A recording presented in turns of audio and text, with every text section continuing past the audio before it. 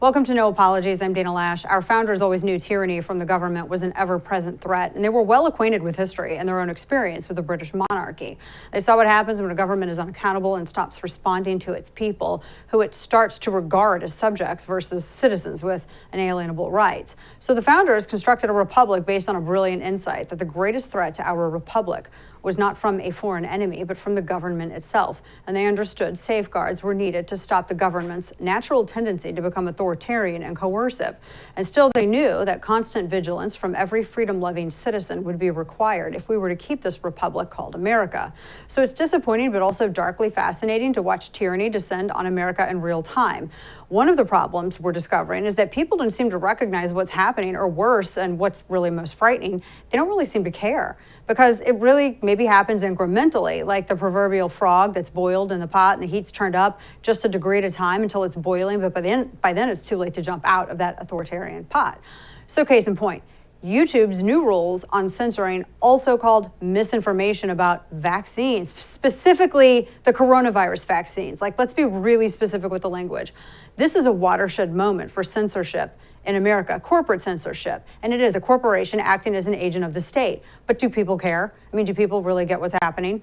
So here's what YouTube, who, remember, YouTube is owned by Google, because these are huge, huge corporations, and they own most of the major social platforms. So here's part of their statement on why they're banning these so-called anti-vaccine videos going forward. They say, quote, "We've steadily seen false claims about coronavirus vaccines spill over into misinformation about vaccines in general, and we're now at a point where it's more important than ever to expand the work we started with COVID-19 to other vaccines," end quote. So this will apply to all vaccines and not just the coronavirus. But what qualifies as misinformation? That's the thing. What qualifies that according to YouTube? Pretty much anything that runs afoul of what the World Health Organization says, which is interesting because to note that YouTube is taking their guidance not from American health agencies, but an international one. So in any case, what kind of video do you think would be banned by YouTube?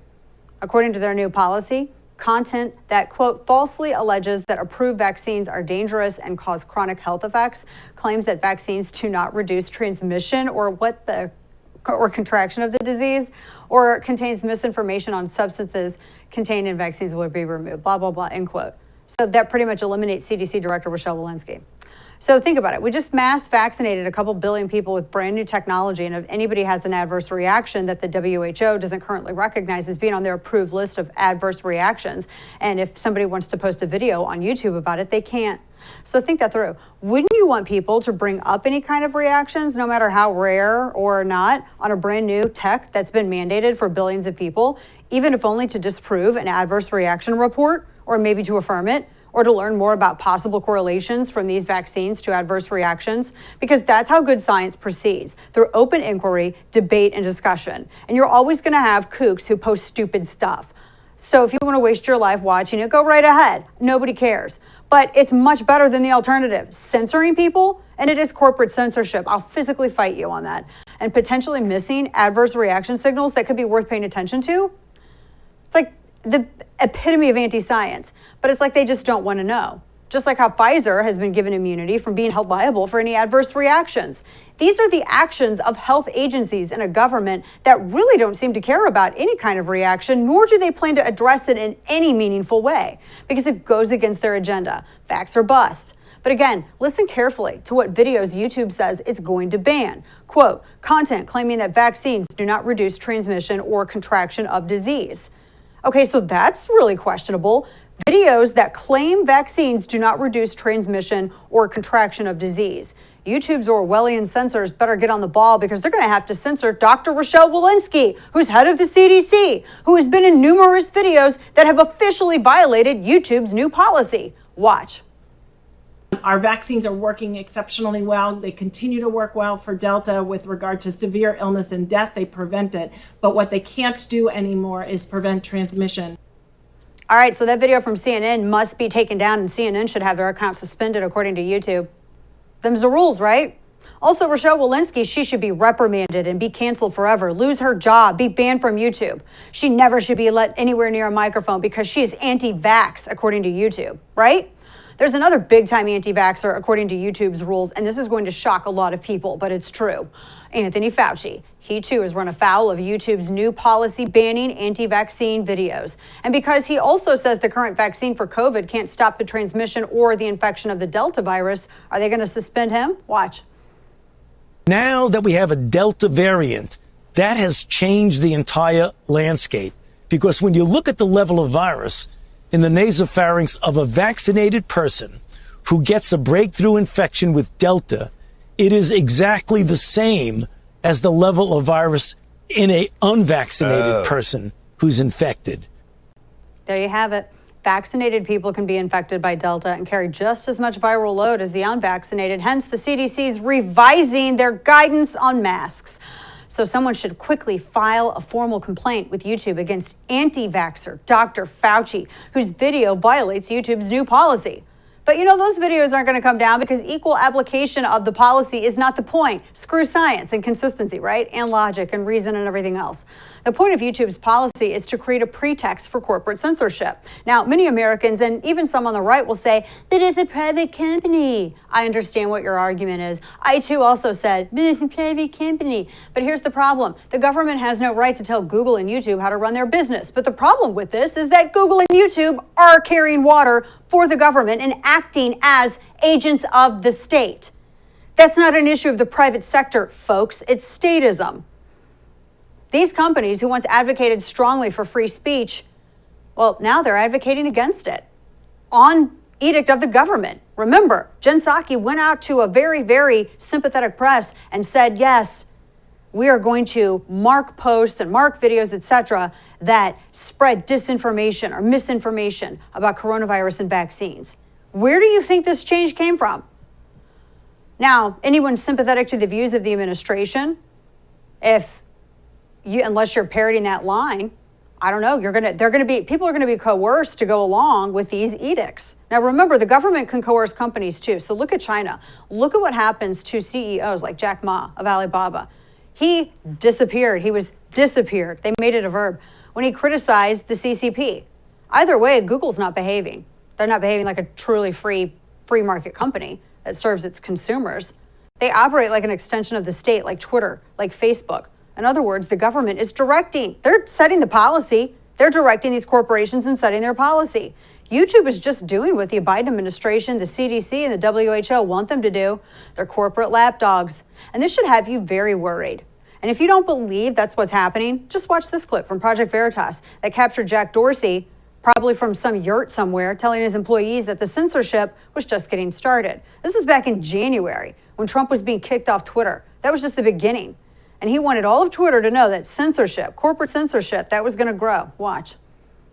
We are focused on one account right now, but this is going to be much bigger than just one account. And it's going to go on for much longer than just this day, this week, the next few weeks. It's going to go on beyond the inauguration. We have to expect that. We have to be ready for that.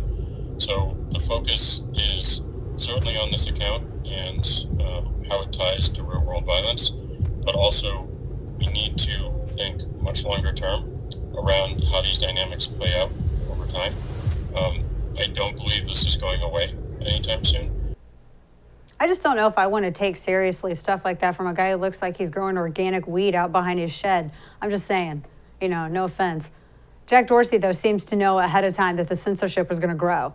And who's giving him his marching orders? I mean, remember, Silicon Valley's old pitch was that they were proudly for free speech, and that's what the internet was all about, right?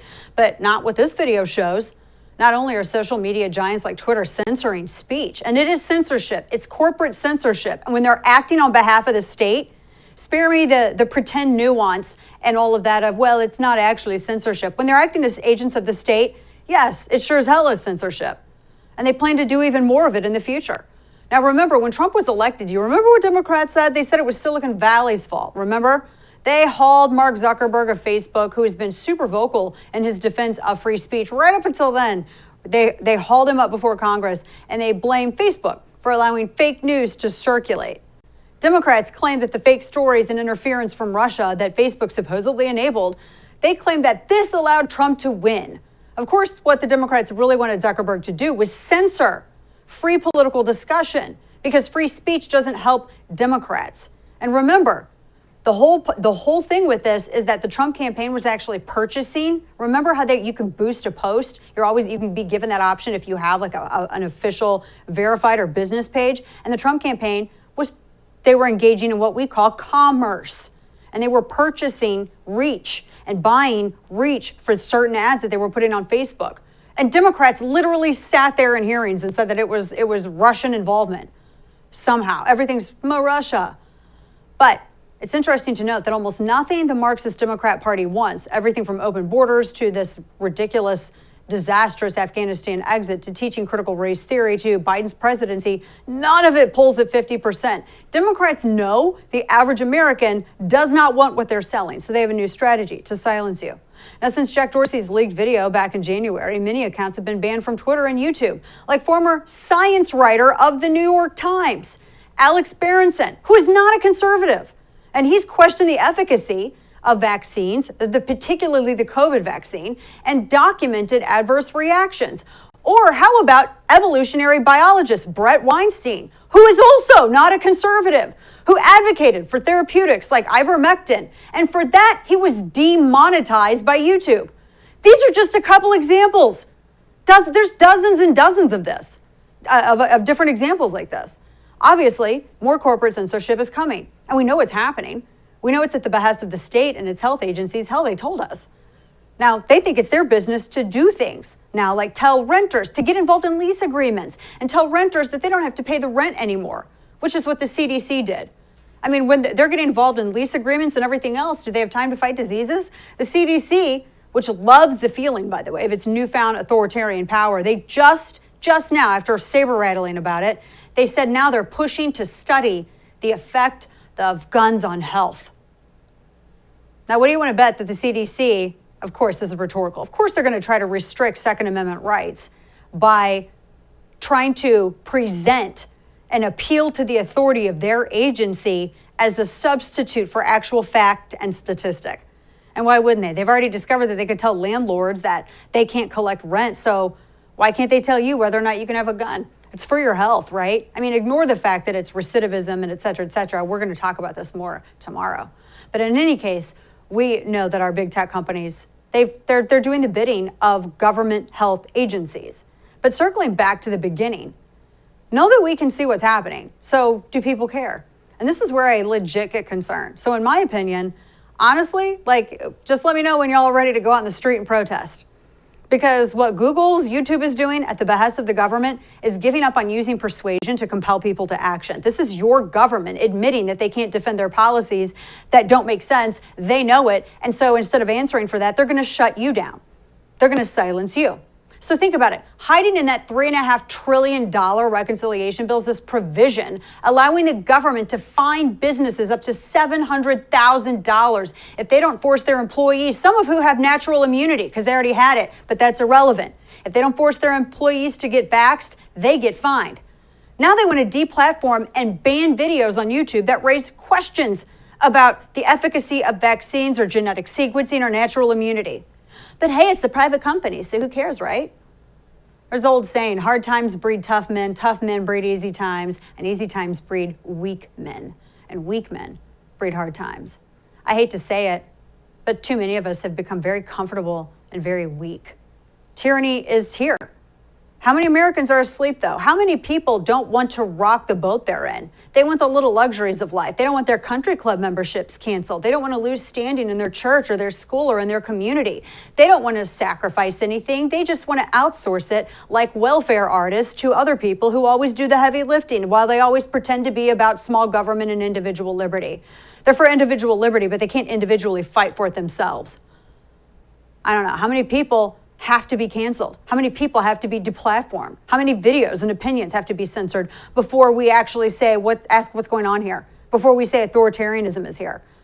But we like our stock options. We like our shiny cars and our gadgets and our conveniences and our luxuries too much. And besides, the tyrannical encroachments are incremental, so we barely notice them. And if we do, it's easier to just go along than bring attention on ourselves by looking like we're wearing a tinfoil hat by complaining about one thing. Well, that one thing after one thing after one thing adds up. After all, what if they take my stuff, my comfort, my money? We've had freedom so long. We are so spoiled. We take it for granted. And when it's taken bit by bit, we take it for granted that either A, it really won't matter, or B, someone else will do something about it. Our founders knew freedom wasn't some extra thing, that it was the essential thing. And you have Marxists seething with hatred, if you haven't noticed. They intend on making you bend your knee even if they have to break it, including using the private sector. They want your firearms. They want your self-defense right. They want your bodily autonomy. They want to control your freedom to move. They want to track every single thing you do with your own money.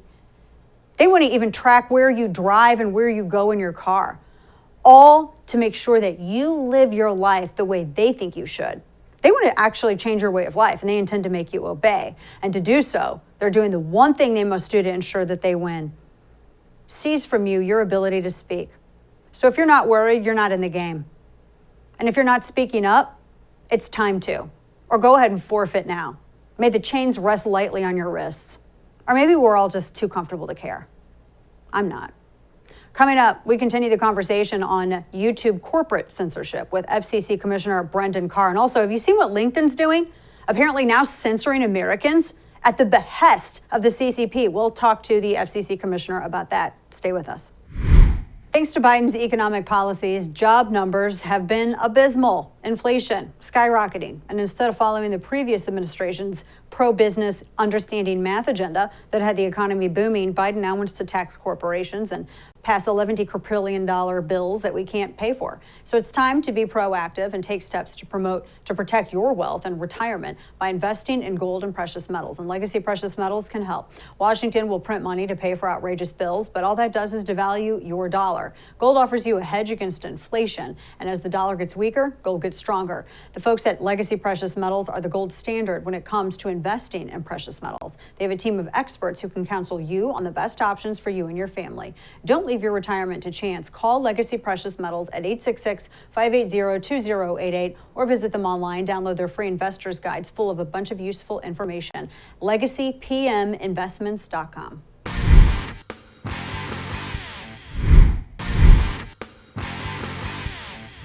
Last year was a tough one for all of us as we were all trying to figure out a world with this coronavirus. Many businesses didn't make it thanks to state lockdowns and government overreach. Well, now those same businesses are faced with another tough choice, more overreach, this time vaccine mandates. So what happens when a business doesn't want to force their employees to get vaccinated against their will? Why does natural immunity never play into this at all? And by the way, who pays for those weekly tests if they don't get the vaccine passport, right? How do they handle exemptions? What about adverse reactions? Tennessee State Senator Brian KELSEY is the managing attorney at the Liberty Justice Center, and they're offering to represent businesses who want to fight these vaccine mandates pro bono. Thank you for being here, Senator. Appreciate your time with us today. There's so many questions. It's so tough to be a small business owner nowadays, and especially now with this mandate. I'll just start with, how in the world are they going to actually enforce this? I know they're going to go through OSHA, but how do you check up on something like this? Well, these are some great questions that you raised, Dana, and thanks so much for having me on. I mean, they're talking about enforcing it with the minimum of $14,000 fines, and then there's even talk that some fines could go as high as, believe it or not, $700,000 per violation. So, I mean, this is just a huge overreach from the federal government to try to impose a COVID-19 vaccine mandate on 100 million Americans. That's 2/3 of our workforce, and we're ready to fight it at Liberty Justice Center.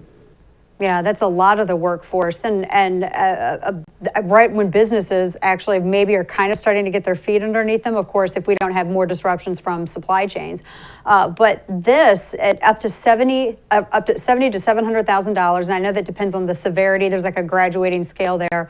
So, what happens if there's an adverse reaction? Because one of the things that we know with vaccines is that it's very difficult to actually get some kind of restitution for that. There was a law that was modified back in 2015. So how is this handled? I mean, how are they? It seems like it would be easier to do it state by state, but because they chose to make this a federal edict, it's a lot harder. So how does that work if someone does have an adverse reaction because they just wanted to keep food on the table?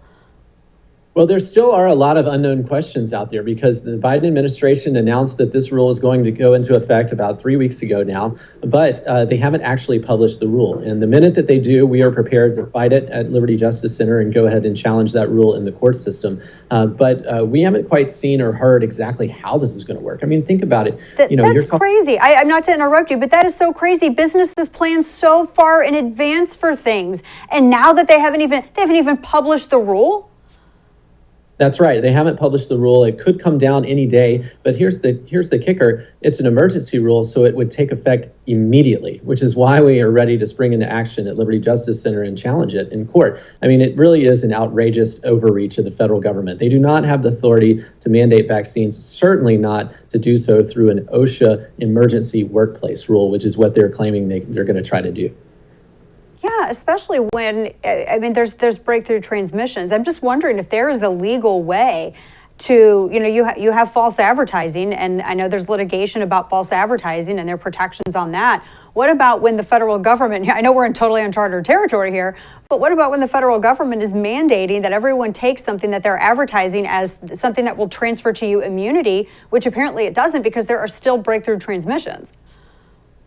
Yeah, we've certainly seen that those have taken place across the country for sure and on a regular basis. And that's what this is really comes down to, is that this is a deeply personal health decision that individual Americans need to be grappling with and making on their own. It does not need to be mandated from the top from President Biden. And he knows that he doesn't have the legal authority to do that. And that's why he's trying to backdoor it in through an emergency workplace rule, which is supposed to cover things like toxic spills and things of that nature. It doesn't belong there. The federal government doesn't have this power. And so at Liberty Justice Center, and for those who work for, by the way, who would like to join us, you can visit at libertyjusticecenter.org if you work for a company that has 100 or more employees that does not want to participate, or if you own one. But what we're going to do is we're going to file a lawsuit directly with the Circuit Court of Appeals and ask that this emergency rule immediately be stopped. And that is the goal. And we think that we are on solid legal ground to win that case. I can't imagine how you wouldn't be at this point, but that seems sort of what the executive branch is kind of looking at, like, well, we're going to let this play out through the legal process, but in the meantime, we're going to go ahead and get this pushed while that happens. I don't really think that judges, Brian, really reward the abuse of the process like that.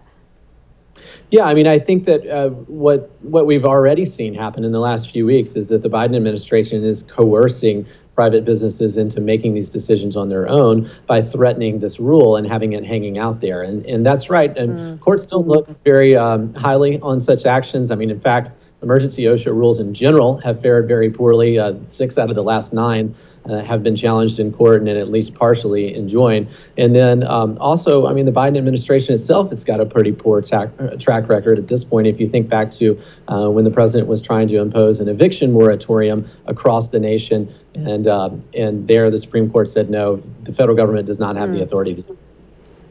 And it's weird to me too, Brian, that they can mandate this, Senator, that they can mandate this when, for instance, USPS, I think postal workers, there are over 60,000 of them nationally, and they're all exempt, which makes it, to me, it seems like it makes it harder for the administration to argue this point.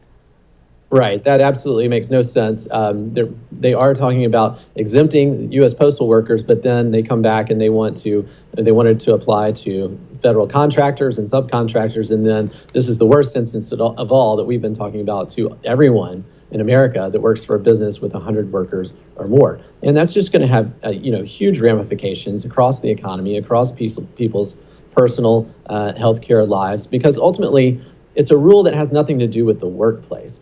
Which is what OSHA rules are designed to do. This COVID-19 affects you wherever you go, whether you're in the grocery store, picking up your kids, or wherever you are, it affects you. It's not a workplace rule, and that's why the federal government does not have the authority to use OSHA to try to mandate this on Americans.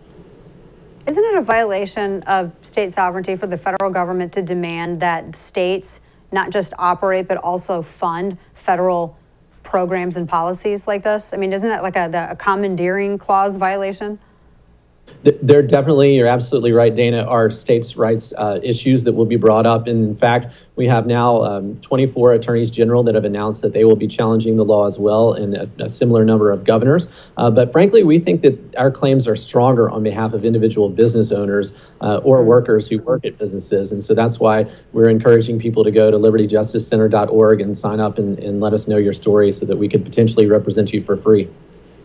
I like your approach to it, Senator. I have to bring up, though, what some of the listeners of my radio program and viewers of this program have been discussing. So what of, and I'm bringing this up because it is kind of interesting. Can someone claim like an ADA issue and say, oh, well, if you force me to get this injection, that's a violation of ADA, and then engage in litigation that way? I mean, what is the potential of something like that? Well, we have seen that Disabilities Act claims have gone forward. Unfortunately, many of them have gone forward against school districts, for example, that are imposing mask mandates, and so, or those that are not imposing mask mandates. And so I think that there are some claims there that can be brought for sure, but we feel strongest about this particular claim in which we're saying the federal government simply does not have the power under our Constitution to mandate vaccines. Period. It is a government of limited powers. Public health issues are left to states, and they're not left to the federal government, and they're certainly not left to a workplace safety regulation organization. Yeah, which brings me to my last question for you, Senator. You mentioned states. The federal government can't do this, but states potentially could. What route could states take in order to, I mean, I realize not every governor is going to do this or every state legislature, but what could certain states do to actually maybe bypass if the federal mandate is tossed out of the court? Some states I would imagine would pick up this slack and try to do it themselves. What could that look like potentially? I think you're absolutely right about that. If we are able to be successful in stopping the federal rule from going into place, I do think that we'll see many governors who try to push it forward in their own states. But those claims are largely going to turn on individual state laws and even state constitutions, and so we might end up in a situation where we have different outcomes in different states. Wow, this is going to be fascinating to watch. I'm really looking forward to someone trying to present to you, Senator, in court, how apparently the virus is less contagious if it's a federal worker like Postal Service and more contagious with someone who's in the private sector. I'm just looking forward to that argument being presented in support of that because I feel like that's what else do they have? Senator Brian Kelsey, thank you so much for joining us. Appreciate your time. Yeah, thanks again for having me on. I really appreciate it, Dana. Of course. All right, coming up, we are constantly told to follow the science when it comes to coronavirus. But how can we do that when the data constantly contradicts itself? Ooh, there's a lot here too, especially, looks like the media is not paying a lot of attention to those decreased rates of hospitalization and transmission in southern states. We'll talk about all of this with Phil Kerpen from American Commitment. He joins me next to break it down. How much equity do you have in your home? Cybercrime experts are alerting homeowners that the more equity you have, the greater the chance that criminals could target you. Home title theft is one of the fastest growing crimes, according to cybercrime experts. And Home Title Lock, America's leader in home title protections, warning folks that they could potentially be victims and not know it. Cyber thieves can search hundreds of public databases for high equity homes. They can find your home's online title, forge your signature stating that you sold your home, and take out loans using your equity. So insurance or common identity theft programs are not going to cover you. Protect your most valuable asset and register your address to see if you could potentially be a victim. And you can also get a complete title history of your home, a $100 value for free. Visit HometitleLock.com.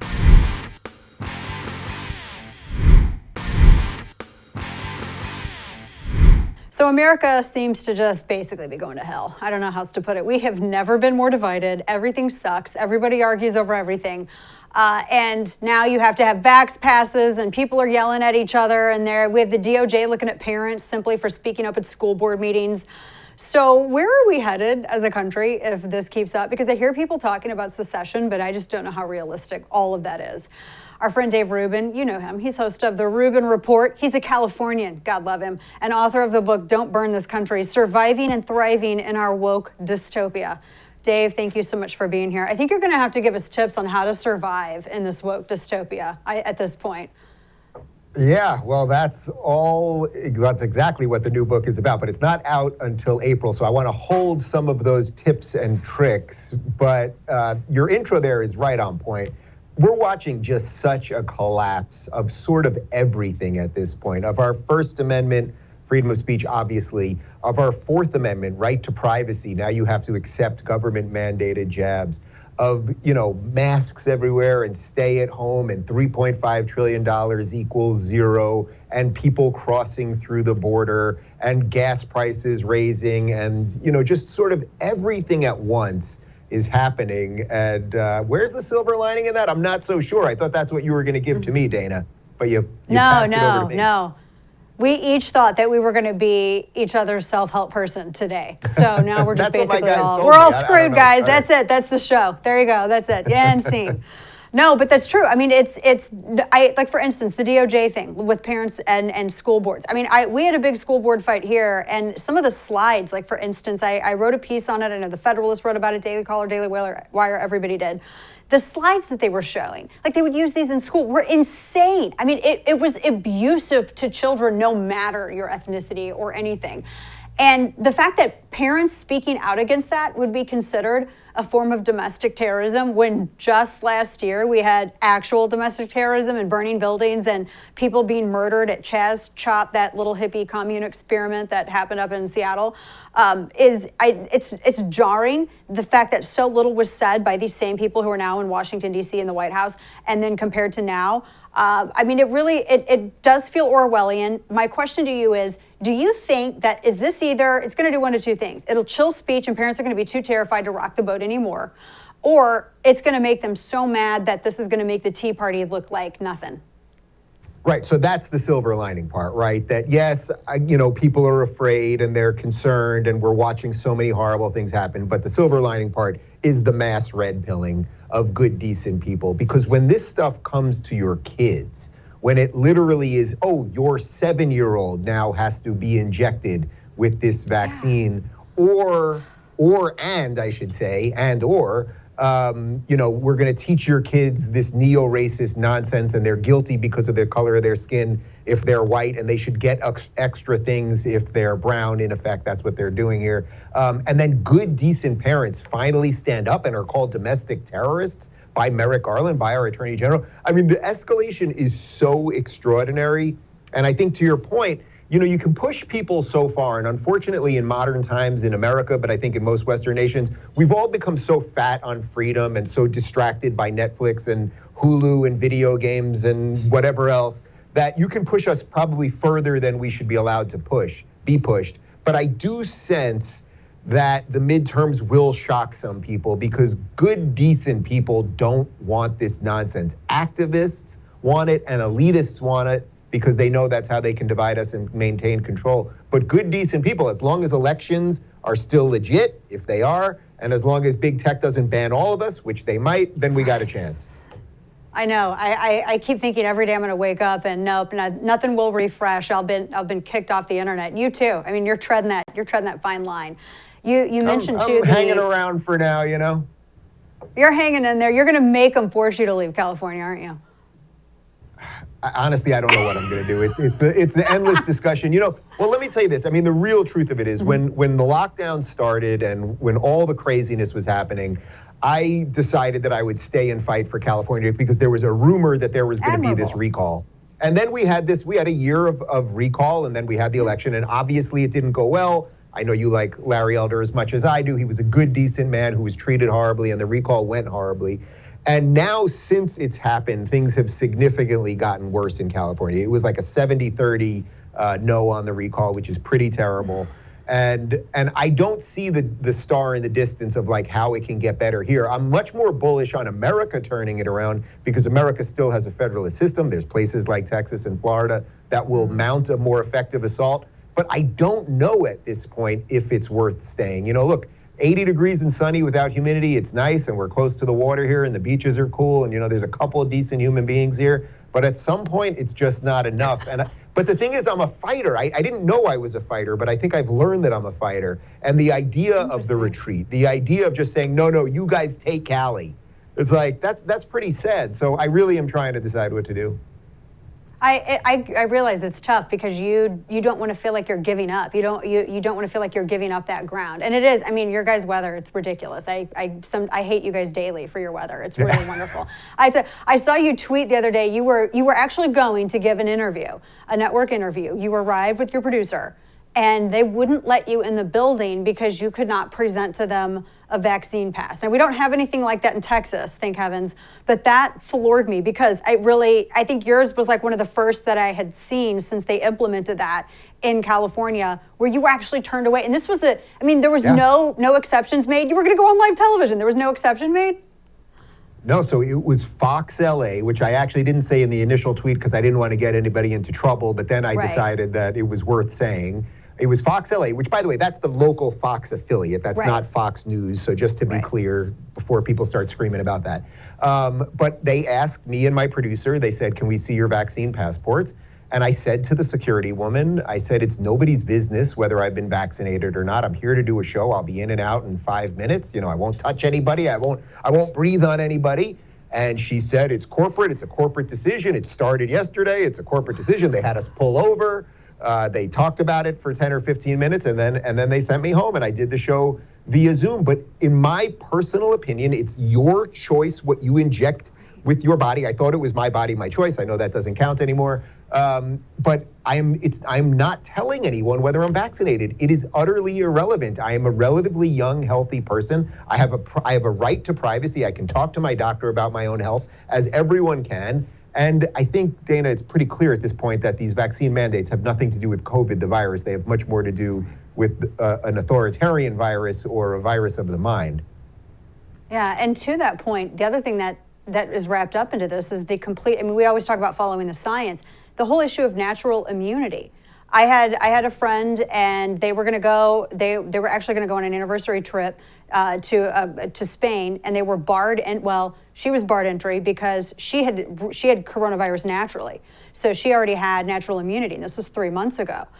Spouse was vaccinated, no issue, but she couldn't go because she did not have a vaccine. She didn't think that she needed to get one. Which normally, whether it's chickenpox or any other type of virus, when you get a vaccination, that's the understanding that you're having a transference of immunity here. So she figured she doesn't need to do that. They can book the trip. And as it turns out, no, she can't go because even though she had it, she didn't have the injection. So it's not the same. And then I have to wonder, you're right, this isn't even about the shot. It's not about science. It's about control. Of course it's about control. 0.002% of children under 18 die of COVID. Those are CDC numbers. Check them yourself. Don't listen to me in the box. Check them yourself.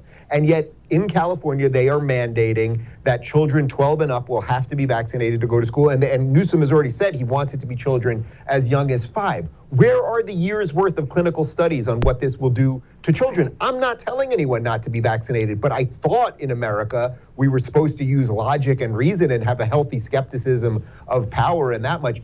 I just interviewed Rand Paul. We're going to put it on my channel tomorrow. And I asked him the same question you're asking me. In essence, what is this really about? And he basically said that this is about the China social credit system, that they will start this with you having to show that you've been vaccinated. But what will lead after that will be, oh, did you talk about the government in a bad way? Because then you'll be deducted points. Did you do whatever else it is that deems you a good citizen? And that might help your credit score or hurt your credit score or your ability to open a business. This sounds like dystopian, futuristic nightmare stuff.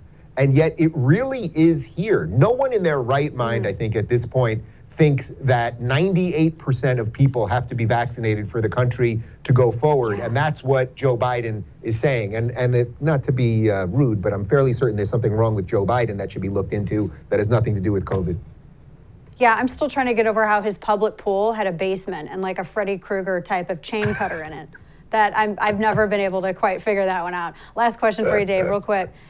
On this whole thing of speaking out and being able to have free speech and ask your questions of your government, has it gotten a lot harder for them now that you have NBA stars speaking out and models speaking out? It feels like they are now in a tug of war over that influence within the cultural sphere. I wanted to get your thoughts on that. Yeah, what a beautiful example of why individual rights and your ability to say what you believe is so vitally important, and that we have protected that better in the United States than any country in the history of the world, and we're just handing it away. That incredible speech that Jonathan Isaac from the Orlando Magic gave about COVID, saying, I'm young, I'm healthy, I've had COVID, I believe in choice, you should talk to your doctor. And the way that he said it, with such grace and dignity and decency, it was so different than the way they talk to us. You're going to do it because we tell you to do it.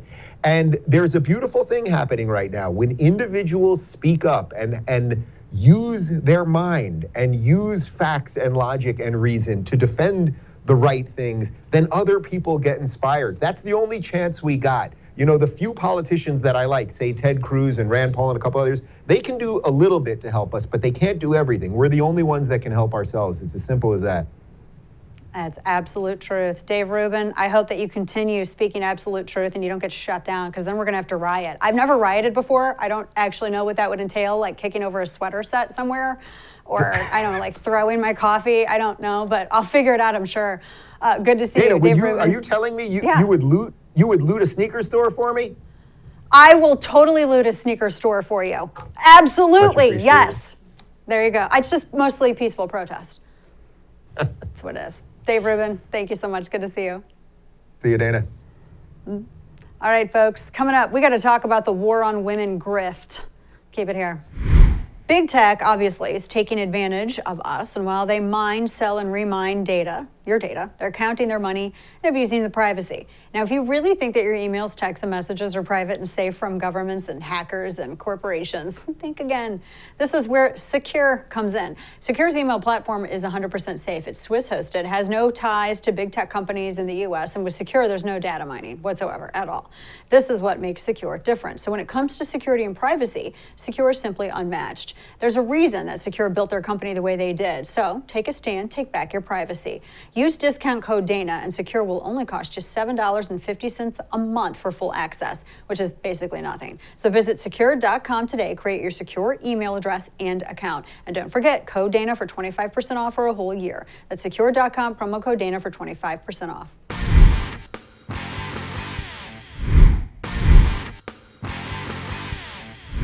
So if you watch CNN, that you know Don Lemon and Chris Cuomo, they do this like bromance shtick where they positively affirm every word and opinion that the other one says. And it could be about anything. But this time it was about the left's new favorite pastime, censorship.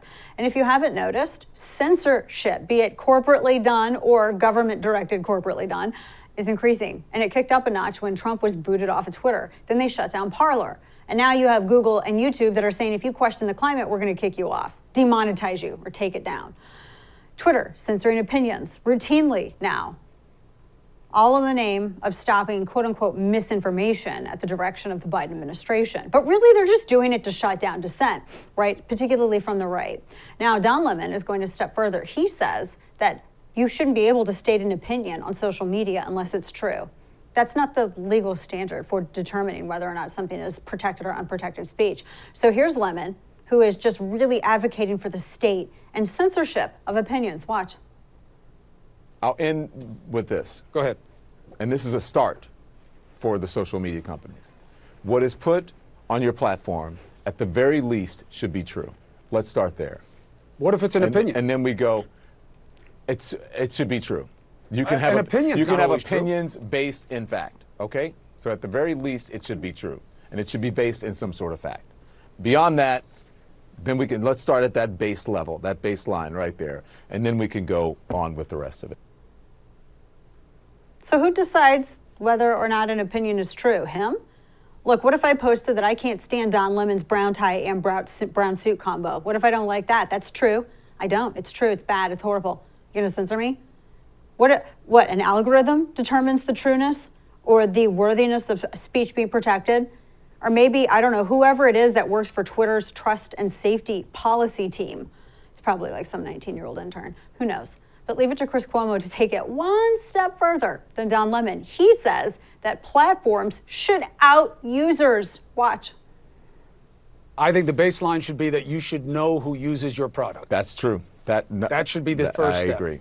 And you should know who is responding to you and who's putting it out there as well. So if someone says something about me, I should know that it's Joe Smith who lives in Wisconsin, and it shouldn't just be a bot. And somebody should be making Yeah. a social media platform where everybody who's on it says who they are. You can have a different screen name. Yeah. But that everybody's Facebook, registered moron. so that they have to own it. In fact, I would like if people use their own names. Now, I get the chilling effect. I get that people can come after you for what you do. don't. So you got to figure out the right way to do it and in the right place. But we can do Yeah. a hell of a lot better than we're doing now. Yeah, it's called Facebook. They make you get verified. It's Facebook. It exists.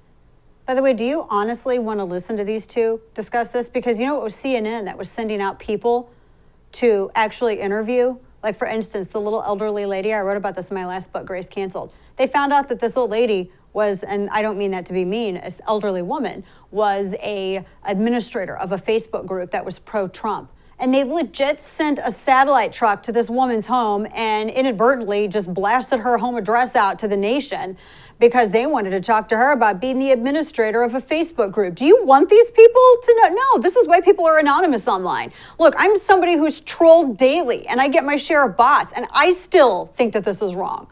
Clearly, neither of these bros knows what protected speech is versus unprotected speech. See, in America, most speech is protected. You have libel and slander and defamation and certain other things, but the litmus is really high in order to have any kind of success in litigation, and it should be. I mean, certainly your right to have a dumb opinion is protected. Whether or not someone likes your opinion, that doesn't validate the legality of it. Oh my gosh, you do not want to open that door. Imagine if you have me. I'm like Gladriel with the one ring when Frodo was offering it to her, and then she turned into this like terrifying, blown out, bluish tinged demon. That's the same thing that would happen to me, right? Can you imagine? I would totally go at you for having wrong opinions. If you think Green Day is punk, I'm gonna totally shut you down. I wanna know who you are. You see what I mean? So in fact, protected speech is why people like Don Lemon and Chris Cuomo, they're allowed to say dumb stuff on national television. Really dumb stuff. And dumb opinions, like dumb people, you know, I mean, honestly, you shouldn't have that as the litmus test to whether or not someone can offer an opinion on social media. Well, only if it's true. No, because there are a lot of things on that network and others that are definitely aired that are not true. It's definitely opinion that masquerades as a fact. But this is America, and that's not how we do stuff, right? His ill-informed opinions are protected speech. You know what Don Lemon and Americans all can't say? It's a thing called, unprotected speech. Things like fighting words or incitement, and the bar's really high on that.